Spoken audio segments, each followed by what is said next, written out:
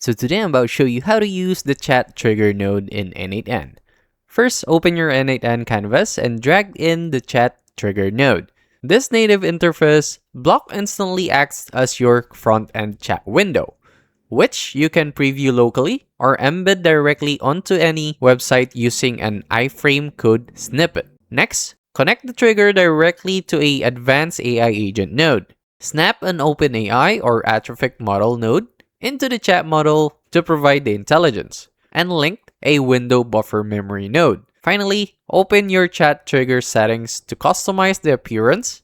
You can type in a custom placeholder like Ask Me Anything, toggle the visibility on the file upload button, and change the color branding to seamlessly match your company's aesthetics. And that's it. That's how to use the chat trigger node in N8N. If this helped you out, make sure to like, subscribe for more quick tutorials like this, and comment down below what other topics you want me to break down next. I'll see you in the next one.